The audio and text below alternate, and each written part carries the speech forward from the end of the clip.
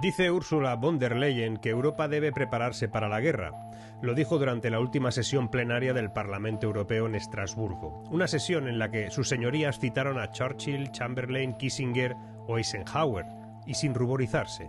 No digo que no deba hacerse, pero la ligereza con la que se está hablando de rearmar a Europa, en un tono absolutamente bélico, es como mínimo aterrador.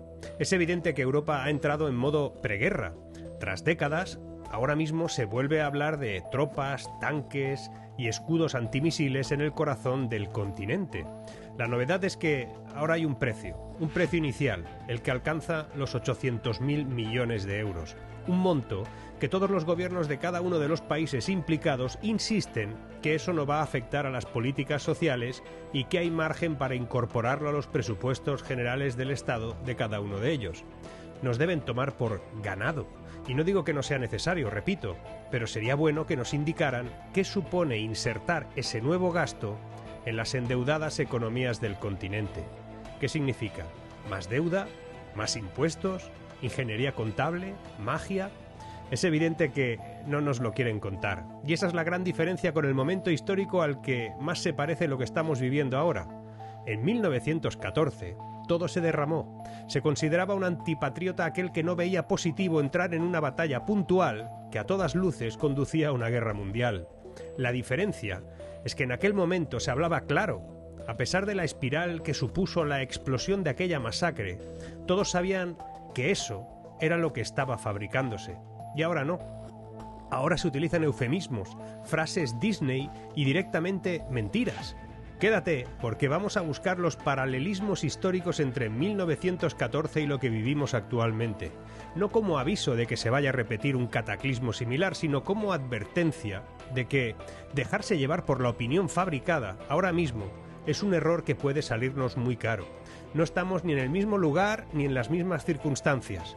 Pero 4 meses antes de la explosión de la Primera Guerra Mundial, en 1914, el mundo iba como un tiro y nadie pensaba que un conflicto armado en los Balcanes podía desencadenar una guerra total. El contenido de hoy es excepcionalmente más largo, pero no te vayas, porque lo de hoy, desde un punto de vista histórico y actual, también te interesa.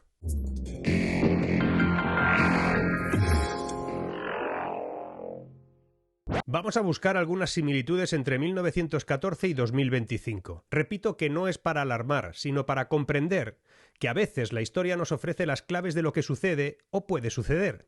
Obviamente la historia no es linealmente paralela, pero desgraciadamente la historia rima. Pero antes permíteme recordarte que este contenido está apadrinado por Trade Republic, el neobanco alemán que opera en 17 países, con 8 millones de clientes y 100.000 millones de euros en activos. Puedes invertir en múltiples productos y ganar un 2,5% anual con lo que tengas en tu cuenta sin condiciones y con un pago mensual. ¿Buscas una plataforma fácil de usar y con comisiones bajas y gran variedad de activos? Pues escanea el QR que sale aquí abajo o haz clic en el enlace para que sepan que vas de mi parte. Y ahora sí, empecemos por el factor económico de esas similitudes. Antes de 1914, la economía mundial vivía una primera era de globalización, impulsada por avances técnicos como el barco de vapor, el telégrafo o la apertura de los canales de Suez y Panamá. El comercio internacional creció rápidamente. Las exportaciones aumentaron su peso en el PIB de las potencias industriales, mientras millones de personas migraban en busca de oportunidades. Se calcula que unos 60 millones de europeos emigraron a América y a otras regiones. Sin embargo, esta integración generó también desigualdades y tensiones. Muchos sectores se beneficiaron del comercio, pero otros quedaron ciertamente rezagados, alimentando un malestar social y un movimiento populista y proteccionista que finalmente reaccionó contra esa incipiente globalización. De hecho, ya antes de la Gran Guerra, varias potencias habían elevado aranceles y restringido la inmigración. Todo suena. La prosperidad previa a 1914 ocultaba de todos modos fragilidades financieras. Episodios como el pánico de 1907 evidenciaron la volatilidad de unos mercados globales totalmente interconectados. Cuando estalló la Primera Guerra Mundial en 1914, ese sistema altamente integrado colapsó. Los pagos internacionales se interrumpieron, las bolsas cerraron y se desencadenó una grave crisis financiera global. Los estados tuvieron que imprimir dinero a gran escala, también nos suena, para sostener el esfuerzo bélico. suspendiendo el patrón oro y provocando inflación. Al terminar la guerra, varias economías quedaron endeudadas y desestabilizadas. Alemania sufrió una hiperinflación devastadora en 1923, con precios que llegaban a duplicarse cada 2 días. Esa contracción de la globalización vino acompañada de políticas económicas nacionalistas, aislacionistas, que dominaron las décadas siguientes. Somos hijos de todo aquello un poco. En la situación actual, el mundo atraviesa una fase de globalización avanzada, pero bajo presión. 3 décadas de apertura comercial, se ha observado ahora un retroceso reciente por crisis sucesivas. La crisis financiera de 2008 ya mostró paralelismos con la de inicios del siglo XX. En alcance global, y también la pandemia de 2020, seguida de la guerra de Ucrania en 2022, que la tenemos ahí todavía, sacudieron el nuevo sistema. Y en 2022 la inflación mundial alcanzó máximas de varias décadas, un 8% anual de media en el mundo, la más alta desde 1980, debido a las disrupciones de la oferta post-COVID y al encarecimiento de la energía y alimentos tras la invasión rusa de Ucrania. Aunque nada es comparable a las hiperinflaciones post-1918, muchas naciones se enfrentaron ahora a la mayor subida de precios en 40 años. Además ha resurgido el proteccionismo. Hay ejemplos como la guerra comercial ahora de Estados Unidos con China, el Brexit y las posturas antilibre comercio de líderes populistas que evocan aquel giro aislacionista posterior a la Primera Guerra Mundial. También, la dependencia de recursos estratégicos condiciona la economía y la geopolítica actual, de modo similar a la era imperial de entonces. Antes de 1914, las potencias se disputaban colonias ricas en materias primas, originalmente el petróleo, el caucho, algunos minerales, para asegurar su industria y sobre todo su expansión militar. Hoy recursos como el petróleo, el gas o los minerales críticos como las tierras raras son objeto de competencia global.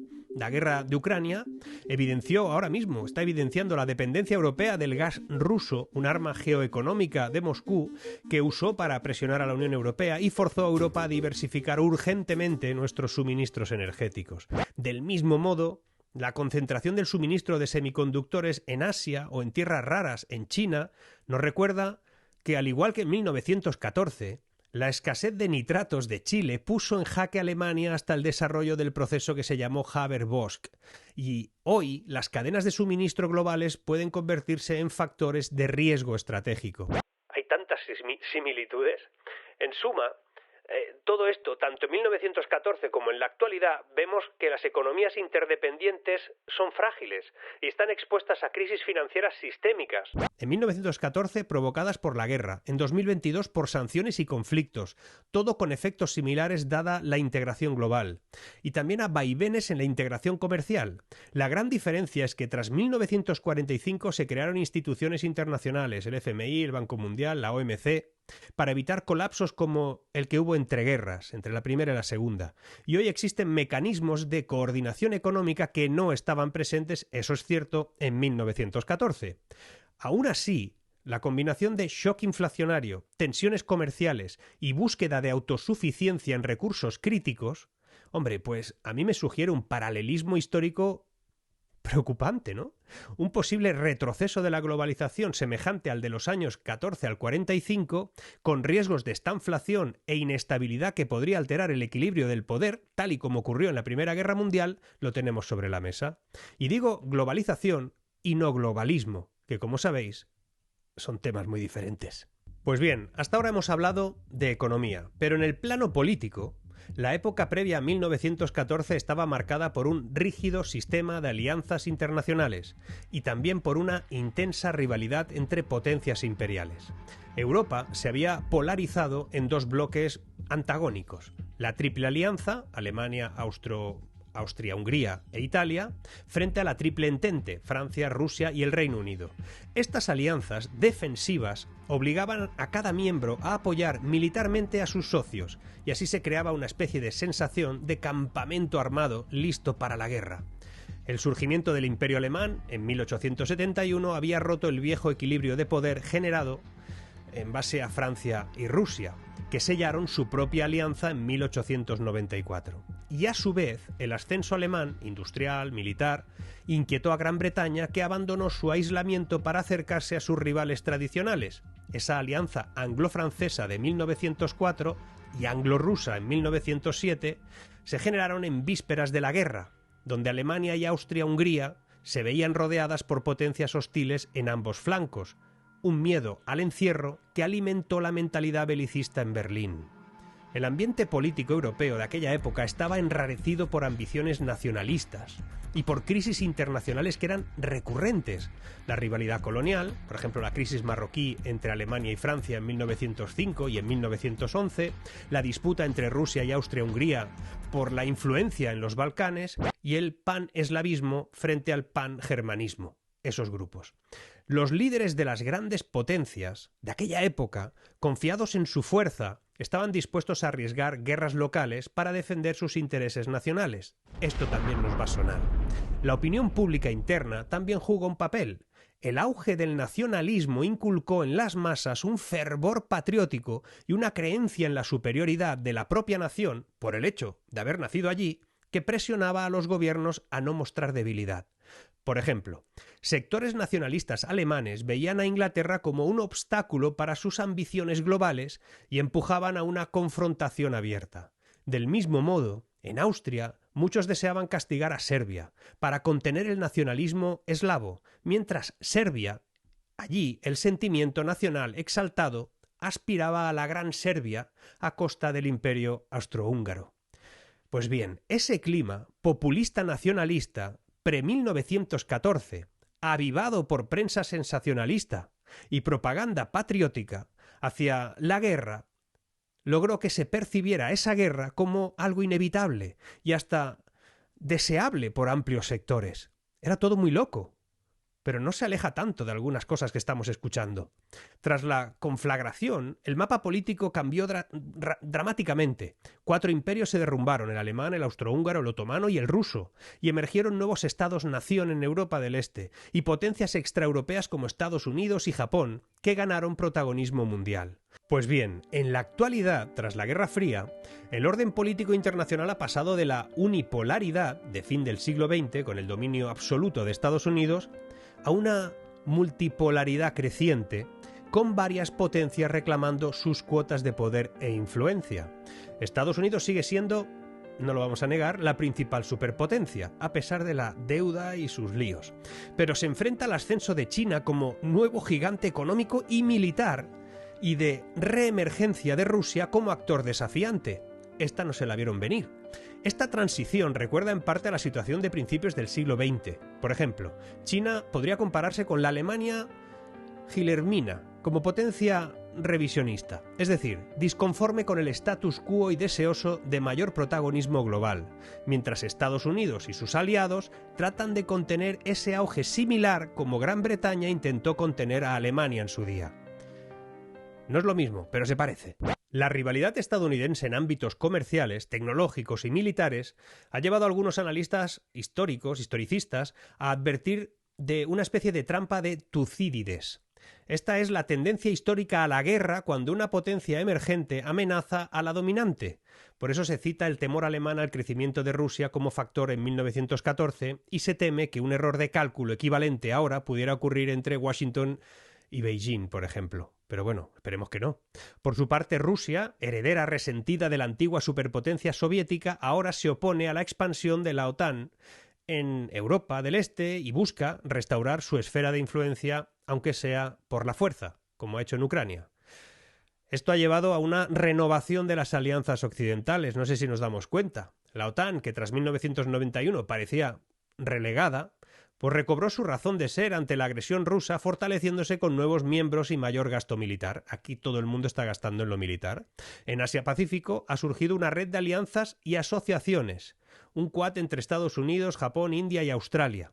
Un pacto AUKUS, tratados bilaterales entre Estados Unidos y Corea del Sur, Estados Unidos y Japón, para todo contrapesar de alguna manera a China, mientras China y Rusia van estrechando lazos en una suerte de entendimiento estratégico, aunque no es una alianza formal, frente a esa presión occidental. Veremos cómo evoluciona todo eso. Pero bueno, a diferencia de 1914, el alineamiento no es tan bipolar ni tan automático como entonces. El mundo actual tiene actores importantes no alineados o con políticas flexibles. Por ejemplo, India y Turquía cooperan económicamente con Rusia y China, pero sin romper con Occidente, buscando beneficio de ambos lados. Lo hacen bien. Y esto crea una dinámica geopolítica muy compleja, que la de simplemente dos bloques rígidos como en 1914, porque también significa que las crisis regionales podrían atraer a diversos jugadores en formas impredecibles. Ese es el problema, que no lo vemos venir, que pueden aparecer actores que lo compliquen todo. Hasta ahora hemos visto las similitudes económicas y políticas, pero en lo social también cabe destacar paralelismos y diferencias. De hecho, hay historiadores como Christopher Clark que advierten que el mundo de hoy se parece cada vez más al de 1914 en cuanto a potencias en ascenso versus potencias en declive, y sobre todo por la incertidumbre que resulta. La lección de 1914 es que una concatenación de decisiones míopes pueden conducir al desastre incluso cuando ningún actor busca abiertamente una guerra general. Hoy, tras décadas de estabilidad bajo el orden liberal posterior a 1945, estamos en una fase de transición. La pérdida de liderazgo claro se hace patente, por ejemplo, en instituciones internacionales muy debilitadas. El Consejo de Seguridad de la ONU no sirve para nada, está paralizado por los vetos en conflictos clave, la OMC, que sigue en crisis, la OMS, la UNESCO. De modo similar todo ello a la diplomacia europea que fracasó en 1914 al faltar allí un árbitro eficaz. No obstante, también existe algún contraste. En 1914 las élites abrazaban ampliamente el militarismo y veían la guerra como una continuación natural de la política. En cambio, en el mundo actual persiste el recuerdo de esas dos guerras mundiales y existe cierta cultura de la cooperación, aunque sea muy frágil, y también cierta cultura por los mecanismos diplomáticos globales. Se reúnen mucho, no hacen nada, pero bueno, pierden el tiempo y de momento se retrasan las guerras. Los factores sociales y culturales desempeñan aquí un rol crítico, tanto en la situación de 1914 como hoy, e influyen en la actitud de las poblaciones frente a la guerra o a la política. En los años previos a la Primera Guerra Mundial, las sociedades europeas experimentaron profundos cambios sociales y movimientos de masas. La Segunda Revolución Industrial había generado, clases obreras, urbanas, numerosas y muy politizadas, que surgieron de ahí movimientos socialistas, sindicales internacionales y todo tipo de ideas. Por ejemplo, el feminismo reivindicado como sufragio femenino, otros cambios culturales también había, pero paradójicamente, al estallar la guerra de 1914, gran parte de esas energías sociales convergieron en un auge patriótico. Millones de personas, incluidas muchas de las clases trabajadoras, que días antes exigían derechos de cualquier tipo, laboral, salieron a las calles enardecidas por sus naciones. El nacionalismo actuó como una suerte de religión civil que movilizó a las masas para el esfuerzo bélico. Ojo con eso. La propaganda fue fundamental en este proceso. Ojo con eso. La Primera Guerra Mundial fue el primer conflicto en que los gobiernos usaron de forma sistemática campañas de propaganda para moldear la opinión pública. Ojo con eso. Pósters con lemas como «Tu país te necesita» o historias a veces falsas. Ojo con eso. A atrocidades enemigas que circulaban para reclutar soldados y mantener la moral. Una alfabetización creciente y una prensa popular permitieron que estas narrativas llegaran prácticamente a todos los estratos. Era imposible escapar en aquella época de la propaganda de guerra que inundaba la vida cotidiana. Al mismo tiempo, se impuso censura estricta. Ojo con eso. Las noticias desfavorables del frente eran ocultadas o maquilladas para sostener la ilusión del progreso bélico. Siempre se ha hecho así, ¿no? Esta manipulación informativa logró durante un tiempo mantener la unidad nacional, pero a medida que la guerra se alargaba, la realidad, muertes masivas, penuria económica, fue minando la credibilidad y sobre todo la credulidad de la gente. Para 1917 y 1918 el hartazgo social era enorme, motines de soldados como el del ejército francés en el 17, revueltas obreras y finalmente revoluciones como la rusa en el 17 también, las revoluciones alemanas, austrohúngaras del 18, todo eso estalló y derribaron todos los gobiernos. Es decir, la opinión pública, inicialmente entusiasta, gracias a la propaganda, se dio la vuelta. se tornó contra la guerra cuando los costos se volvieron insoportables y provocaron cambios de regímenes. Bien, culturalmente, la experiencia de la guerra dejó huellas profundas.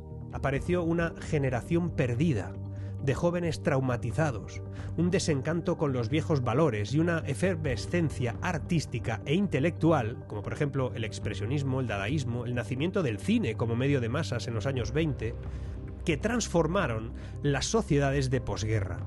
Pues bien, en la actualidad, los factores sociales y culturales también están moldeados por la información y la tecnología, no me lo negaréis, pero de manera muy nueva, más compleja. Vivimos en la era digital. La capacidad de cualquiera de difundir instantáneamente vídeos e información desde un teléfono inteligente significa que las injusticias o eventos importantes se pueden viralizar y generar indignación pública global en mucho menos tiempo, en horas, en minutos, a veces en segundos. Esta democratización informativa contrasta con la de 1914, cuando la información estaba mucho más controlada por las élites y por los medios, que eran especialmente unidireccionales. Sin embargo, junto con esas ventajas han surgido nuevos retos de propaganda, porque ahora tenemos la sobreabundancia de información y la falta de control de calidad, por ejemplo en Internet, están dando lugar a una era de posverdad. La posverdad a veces es más importante que la propia certeza. Las mismas herramientas que permiten denunciar injusticias también facilitan manipular audiencias a gran escala. Las redes sociales han cambiado tanto nuestra relación con la realidad que es más difícil distinguir la verdad de la ficción. Y terminaremos atrapados, es posible, en burbujas de autoafirmación, donde solo escuchamos las opiniones de aquellos que nos son afines. Y eso también es un riesgo. Además, la cultura digital ha traído fenómenos sociales inéditos. La información a veces genera el efecto espectáculo. Fijaos, conflictos y tragedias se consumen como contenido más, compitiendo con el entretenimiento por la atención del público. Se ha advertido que la sobreexposición a imágenes de guerra acaba banalizando la violencia. Y en síntesis, si comparamos los factores sociales de entonces y los de ahora, nos encontraremos con similitudes en la manipulación de la opinión pública y la movilización de las masas, pero mediante medios tecnológicos más avanzados, muy diferentes. Culturalmente, ambas épocas vivimos cambios acelerados por la tecnología. Entonces fue la radio, el cine, el teléfono, y ahora es Internet, las redes sociales y la inteligencia artificial. Todo ello transforma hábitos, valores, y la clave está en si la sociedad civil y las instituciones son capaces de aprender del pasado para resistir la propaganda belicista y las narrativas de odio, evitando repetir aquellos trágicos errores que llevaron a la Gran Guerra, la Primera Guerra Mundial. Hasta ahora hemos analizado la economía, la política y la sociedad. No podemos olvidar el factor militar. Uno de los paralelismos más citados entre el mundo del 14 y el actual es el fenómeno del rearme y la carrera armamentística. En las décadas previas a la Primera Guerra Mundial, las potencias europeas incrementaron de forma muy importante sus fuerzas militares.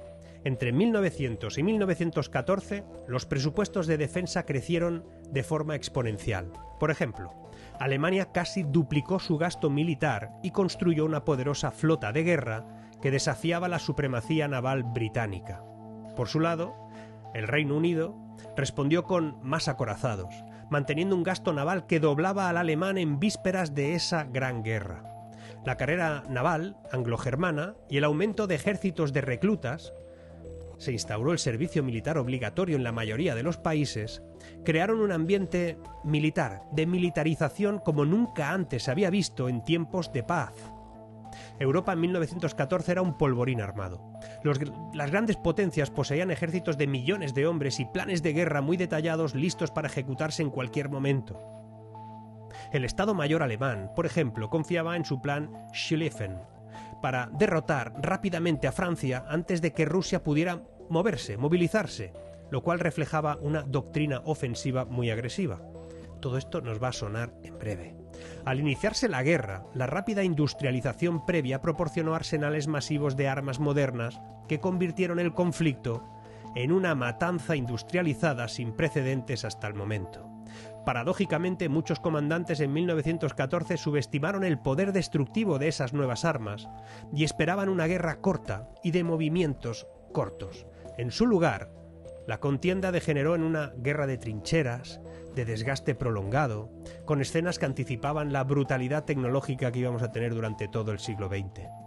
En el contexto actual, tras décadas de relativo desarme, se aprecia de nuevo una tendencia, obviamente, lo escuchamos todos los días, al incremento del gasto militar y de la modernización de arsenales de todo el mundo.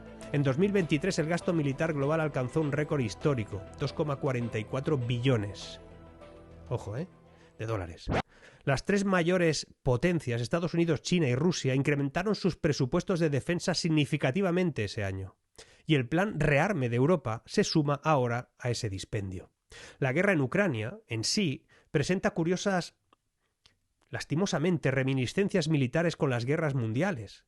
Ha implicado movilizaciones masivas, un uso intensivo de artillería y trincheras estáticas en el Donbass, que evoca escenas de la Primera Guerra Mundial, por desgracia también. Aunque está claro que toda la tecnología utilizada ahora mismo es exclusiva de este siglo. Drones, ciberguerra, inteligencia satelital, todo eso a tiempo real. Pero hay otro factor en la expansión militar de China que hoy se asemeja al crecimiento naval alemán antes de 1914 en cuanto a cambio en el balance de poder, aunque obviamente a una escala muy superior. En las últimas 2 décadas, China ha realizado un enorme, brutal esfuerzo de modernización de su ejército popular de liberación, como lo llaman allí. Ojito con el gasto. Su gasto de defensa oficial, unos 250.000 millones anuales, es ya el segundo del mundo tras Estados Unidos y sigue aumentando. Y es el oficial. Las estrategias militares de las potencias de hoy difieren de las de 1914 porque las potencias actuales son muy conscientes de que una guerra abierta entre ellas sería el fin, catastrófico, especialmente si metemos ahí armas nucleares. Por ello, la estrategia de disuasión nuclear ha evitado hasta ahora enfrentamientos directos entre superpotencias desde aquel 1945. Ninguna gran potencia desea realmente un enfrentamiento armado directo contra la otra. Estados Unidos contra China, Estados Unidos contra Rusia, porque el resultado podría ser una destrucción absolutamente total, mutua. Este es un factor de contención que no existía en 1914. Ahí sí que hay diferencias. Sin embargo, también ha desplazado los conflictos a terrenos indirectos, lo que se llaman guerras proxy, o por poderes, como Siria, Libia, la propia Ucrania, donde potencias apoyan a un bandos opuestos, sin enfrentarse directamente.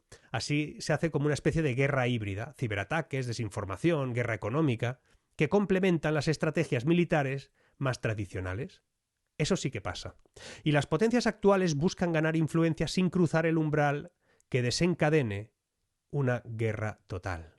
Tras la Primera Guerra Mundial, el centro de gravedad del poder mundial se desplazó. Europa quedó debilitada y endeudada, y emergió una nueva potencia líder, los Estados Unidos de América. Hoy podríamos estar ante un cambio similar de hegemonía. ¿Pasará el liderazgo de Estados Unidos a China? No lo sabemos. China se posiciona como aspirante, eso sí, a superpotencia dominante hacia mediados del siglo XXI, sobre todo en lo económico, también en lo tecnológico, y apuestan por lo militar, lo cual podría reordenar las alianzas y sistemas de gobierno. Esto explicaría muchas cosas que están pasando en el mundo. En conclusión, el mundo actual y el de 1914, aunque comparten una serie de condiciones preocupantemente parecidas, tensiones entre grandes potencias, rearmes y alianzas militares competitivas, nacionalismos en alza, crisis económica, rivalidades comerciales y sociedades muy susceptibles a la propaganda y a la polarización, toda esa combinación que fue letal hace un siglo, llevando a los líderes hacia la catástrofe, igual no es lo mismo que está pasando ahora, pero tiene muchas similitudes. Y eso da miedo.